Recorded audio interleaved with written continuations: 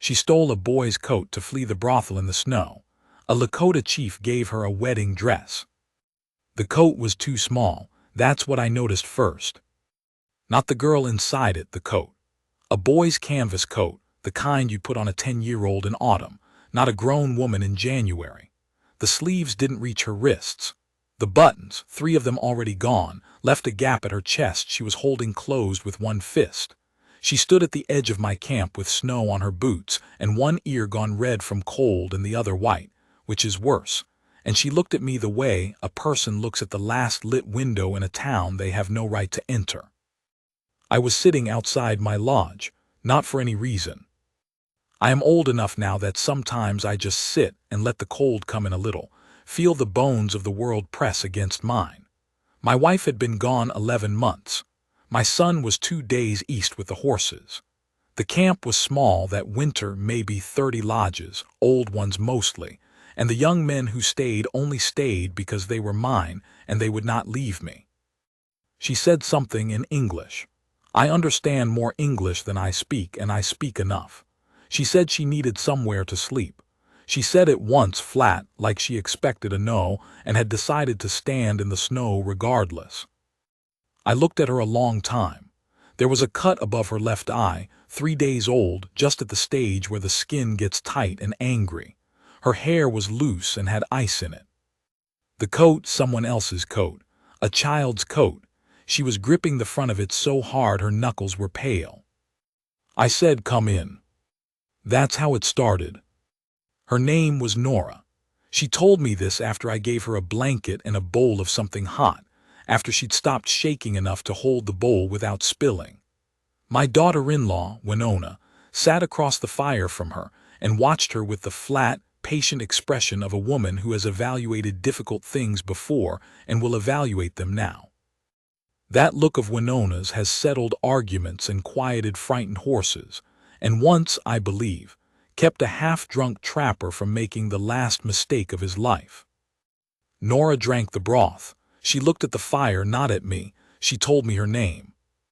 Then she told me, without much preamble, that she'd come from the house in Garfield, which is what she called it, just the house in Garfield.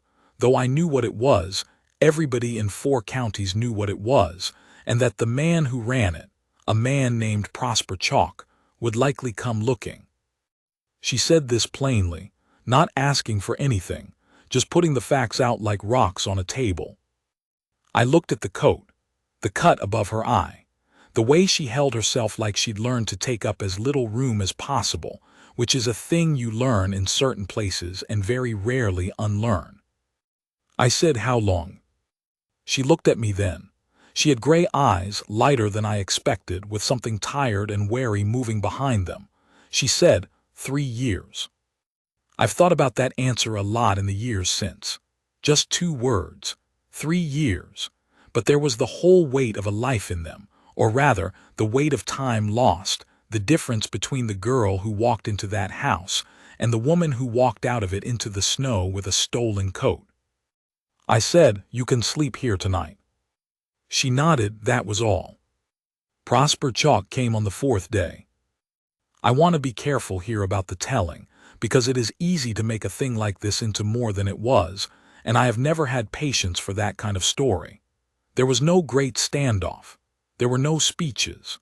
Chalk rode in with 2 men, both of them cold and not happy about it, and he sat on his horse at the edge of camp and called out for the chief. I came out. He was a well-dressed man, the kind of well-dressed that is meant to tell you something. Coat with a fur collar. Good boots. He had a salesman's face, broad and friendly and utterly unreadable underneath. He said he was looking for a woman, described her, said she was a runaway and had stolen property and he'd like her returned. I looked at him. He kept talking. He mentioned the law. He mentioned certain arrangements he had in Garfield, certain relationships with certain men. He mentioned these things as if they were weather, just facts about the world, and I should factor them in. I let him finish. Then I said, "There is no woman here who belongs to you." He smiled. He said, "I think there might be." I said, "There is no woman anywhere who belongs to you." He stopped smiling. The 2 men with him shifted in their saddles. My men, I had 7 of them out that morning, going about their business, but going about it in ways that happened to put them between Chalk and the lodges. My men did not move.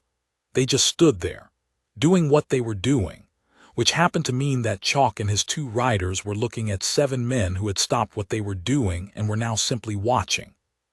Chalk sat there for a little while. He was calculating, I could see it, the way a man runs numbers in his head. He decided the numbers were not good. He said something about this not being over, which I think he believed, and he turned and rode out. I went back inside. Nora was sitting with Winona. She had heard all of it through the hide walls. She asked me what he said. I told her. She asked what I told him. I told her that too. She was quiet a moment. Then she said, "He'll come back." I said, "Probably." She looked at me. Something shifted in her face, not relief exactly, more like a person who has been braced for a blow that didn't come, and now has to figure out what to do with their hands. She said, "Why are you doing this?" It's a fair question. I thought about it. I said, "Because you came to my camp and asked for somewhere to sleep, and nobody runs anybody out of my camp." She looked at me for a long time after that. I looked back. Neither of us said anything else. She stayed. That needs to be said plainly because it wasn't obvious that she would. Nothing required it. She could have moved on come spring, headed west, headed anywhere. She had no reason to stay except that she chose to, and choice is the thing that matters. Only choice means anything in the end. She was useful from the start, which I don't say as a compliment exactly, more as an observation about her character. She didn't sit and wait to be tended to. She asked what needed doing and she did it. Winona gave her work, the kind she'd give anyone new in the camp, and Nora did it without complaint and without performance, just got it done and came back for more. She learned some of the language, faster than I expected. She had a good ear, and she learned the rhythms of the camp, when it was right to talk and when it was right to be still.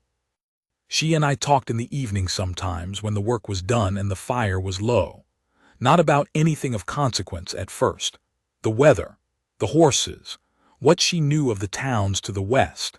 But she was a woman who thought about things, and the thinking would come out eventually, carefully, like she was putting something fragile down on a surface and watching to see if it would hold. She asked me once about my wife. I told her. Her name had been Clearingwater, and she died in October, a fever that came on fast and went nowhere to be argued with.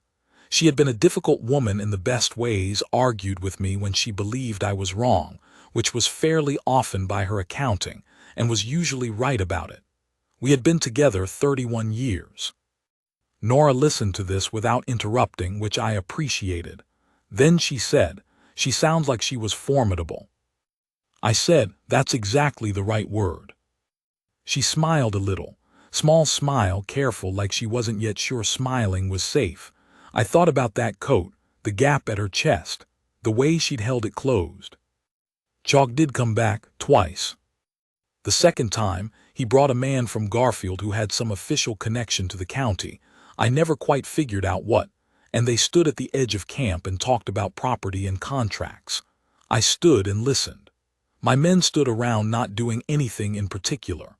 Winona came out with my granddaughter on her hip, which I hadn't asked her to do, but it had a clarifying effect on the conversation. Hard to make a certain kind of argument in front of a woman holding a baby. I told the county man that Nora had come to my camp and asked for shelter and I had given it, and she was not being held, and if he'd like to ask her himself, he was welcome to do so. He glanced at Chalk. Chalk looked at the 7 men standing around not doing anything. The county man decided he didn't need to ask her. They left. The third time, Chalk came alone and asked to speak with me privately. I allowed it. He dropped the official language and just talked, man to man, which I respected more even if I didn't like what he was saying. He said he'd invested a good deal in Nora. He said she was worth something to him. He said he was willing to make an arrangement, some accommodation, some compensation, if I would simply give her up. I told him she wasn't mine to give. She was a free woman who'd asked for shelter and earned her place in my camp. He sat with that a moment, then he said she'll leave eventually. I said that's her business. He said, you know she's white. I looked at him. He said, I mean in a year, 2 years people will talk, already talking, a white woman living with. I said, when have you ever known me to organize my life around what Prosper Chalk thinks people will say? He didn't have much to answer to that. He left and he didn't come back, and after a while his name stopped coming up in conversation, which is about the best you can hope for with a man like that. Let me say something about pride, because I think it is central to this, and I don't want to leave it out. I am a man who has led people for a long time. I have made good decisions and bad ones. I have had the respect of men who were hard to impress, and I have had to earn that respect back more than once after the bad decisions. I have had enemies who thought I was finished and found out they were wrong. I have buried people I loved and kept going because there was work to do, and a chief who falls apart when there is work to do is useless. What I am saying is that I know what it is to be needed. And I know what it is to feel your own strength, not arrogance, not puffing yourself up, but just the genuine, settled sense of knowing you are solid, you are standing. The people who come to you will find something to lean on. After Clearingwater died, I lost that for a while. Not the strength itself, the men still came to me, the decisions still got made, but the knowing of it, the settled feeling. Grief will do that. It makes you feel hollowed out even when you're still walking around full height. Nora gave that back to me. Not by needing to be rescued, she wasn't that kind of woman, and I wouldn't have respected it if she had been, but by the particular way she trusted me. The way she came to me with the real things, not the easy things. The way, when something was difficult, she didn't go around me, she came through me. Let me be the wall that kept the hard weather off. And I will tell you, there is no feeling like that. Not for a man who has always been the kind of man who holds things up. To feel the weight again and to feel it welcome, that is something. There is a moment I want to describe carefully. It was late spring, maybe 4 months after she came. The snow was gone and the ground had that particular smell of mud and new grass and horse that I have always associated with getting through a winter. We were working together on something. I don't remember what, some ordinary task, and there was a moment where she was close to me, closer than usual, and she stopped what she was doing. She looked at me. Just looked, not saying anything. I looked back. She put her hand on my arm, just her hand on my arm, nothing dramatic, nothing performed, the weight of it. She left it there for a moment and then she said, "Thank you, not for anything in particular, just thank you." I put my hand over hers. That's all, that was the moment. I'm not a man who deals in grand gestures, and I am glad for that because the small ones are truer. The weight of her hand on my arm. The way she looked at me, not with pity, not with gratitude that makes a man feel smaller for receiving it, but with the particular steadiness of a woman who has looked at you and decided you are worth looking at. That you are, in some essential way, what she needed to find. I have lived a long life. I have had the love of a formidable woman for 31 years. I know what it is to be seen by someone who doesn't see easily. That was what it felt like, being seen. She learned the name for Spring Wicca Canyon, and she learned to say it right. She had that, the way some people do, of hearing a sound and holding it in her mouth until she had it. My granddaughter, who was 5, decided she and Nora were friends in the absolute way that children decide things, and Nora became the person the girl ran to when she had something to report, which was constantly, because children always have things to report. I watched this from the outside and felt something I don't have a perfect English word for. Something like satisfaction, but rooted, like a tree satisfied in its ground. Like watching your camp be what it is supposed to be, sheltering, busy, full of the noise of work and children and fire and argument. Like being the man at the center of that and knowing you put it there. You held it together, and it held. Winona saw it before I did. She has that gift. She said to me one morning, not looking up from what she was doing, "You should talk to Nora." I said, "About what?" She gave me a look. I said, "She's young." Winona said, "She's not that young, and you're not that old." I thought about that for several days. I am not a man who moves quickly on personal matters. I have learned, through failures I'd rather not inventory, that the things worth having are worth being deliberate about. I asked Nora to walk with me. There is a place above the camp, a flat of rock that looks west toward a particular run of ridgeline, and in the evening the light comes from behind those ridges and turns the clouds into things worth looking at. Clearingwater had liked that spot. I hadn't been there since October. We stood there and watched the light for a while. Nora had her arms crossed, not from cold, just from standing. She'd been watching me sideways, knowing something was coming. I said, "I'd like you to stay, not just in the camp, I mean permanently. As my wife, if that's a thing you'd consider." She was quiet. I said, "You don't have to answer tonight." She said, "I know." More quiet. The light was doing what it does, going gold and then red, and then that deep amber that seems like it should hold but never does. She said, "I want to ask you something first." I said, "All right." She said, "The coat, you knew it wasn't mine." I said, "It was a boy's coat, yes." She said, "You didn't ask where I got it." I said, "No." She said, "Why not?" I thought about it. I said, "Because it didn't change anything. You were at the edge of my camp and you were cold. Everything after that was just the facts of the situation." She was quiet again. Then she said, "I took it off a peg by the back door of the bathhouse, a boy's coat. I just grabbed it and ran. I've thought about that boy 100 times, whether he was cold." I said, "He probably had another coat." She made a small sound, almost a laugh, not quite. Then she said, "Yes, he probably did." She turned to look at me. The light was going, the ridgeline going dark. She said, "I'll stay." My daughter made the wedding dress. This is the thing I want people to understand. It was made deliberately, with care, and this is not a small thing. Among my people, the making of a dress for a woman is a statement. My daughter worked on it for 2 weeks, and what she made was not simple. White elk skin, worked soft, with beadwork at the shoulders and hem in patterns that belonged to our family, that she wore herself when she was married. She told me this matter-of-factly, the way she handles things she has decided about. She said, "If she is going to be our family, she should look like our family." I didn't argue with that. Nora stood in the middle of the lodge in the morning, with Winona and my daughter making final adjustments, and my granddaughter underfoot narrating the proceedings for anyone who would listen. Nora looked at herself for a long time, touching the beadwork at her shoulder with 2 fingers, and then she looked at me, and her face did something complicated that I don't have a name for, something between recognition and surprise, like she was seeing a thing she didn't know she'd been looking for.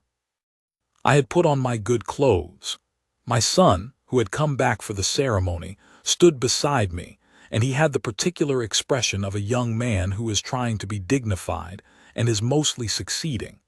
My granddaughter had stopped narrating and was holding onto Nora's hand. Outside, the camp gathered.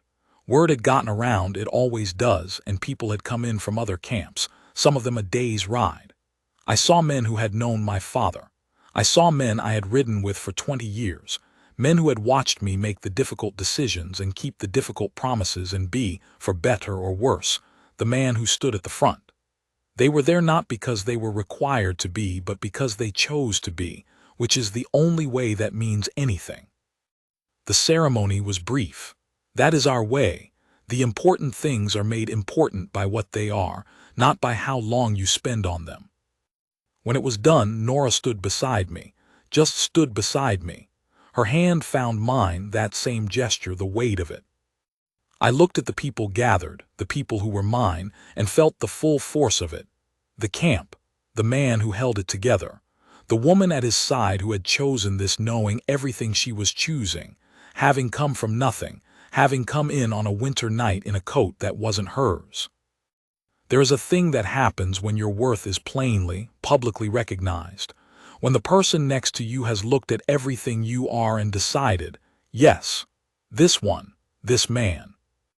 I am not a man who has ever had trouble knowing my own worth. I am not saying this as vanity. I was taught it by my father, and I have tried to earn it every day since. But even men who know their worth have something in them that can be worn down. The years, the loss, the decisions that nobody thanks you for. The weight of holding things together when things resist being held. She stood beside me in a dress my family made for her, in a camp I'd built and held and shepherded through winters that would have scattered a lesser man's people, and she was there because she chose to be there. Freely, having seen all of it, having weighed it. That weight in my hand, that's the thing I carry with me. 3 years now since that winter. Nora manages things alongside me in ways that Winona says, with some satisfaction, were necessary. She and my granddaughter are still in the arrangement they decided on. The girl reports. Nora listens, treats each report with the seriousness a 5, now 8-year-old requires. Her language is good now, better than some people's who were born to it. She found out eventually that the boy's coat belonged to the son of a rancher who sometimes did business in Garfield. His name was Edmund. He was 12. She found this out through a chain of camp gossip that I will not trace because it would take a separate story, and she made me ride with her to find Edmund, now 14, and return the coat and give him $3 from her own money. He was very confused. His father was very confused. Nora explained as briefly as she could, thanked them both, and we rode home. I said, "You didn't have to do that." She said, "Yes, I did." She said he was cold. I said, "You don't know that." She said he was cold, and now he has $3. I did not argue the point. There is a place just above the camp, a flat of rock I mentioned, where the light does what it does in the evenings. We go there sometimes when the work is done and the camp is settled and the granddaughter has finally been persuaded toward sleep. We just stand there, watch the light go. She leans into me a little, her shoulder against my arm, and I feel the weight of it the same way I always have, not as something I'm enduring but as something I was built for, something that completes the structure. The ridgeline goes dark. The sky holds the light longer than you expect. That last amber that seems impossible, seems like it can't last, and then, well, it always lasts a little longer than you think it will. That's what I've learned. Or maybe what I'd forgotten and got reminded of. The good things, the real ones, they last longer than you think they will. Longer than you deserve, maybe. Longer than the cold said they would. I put my arm around her. The sky does what it does. We stay a while.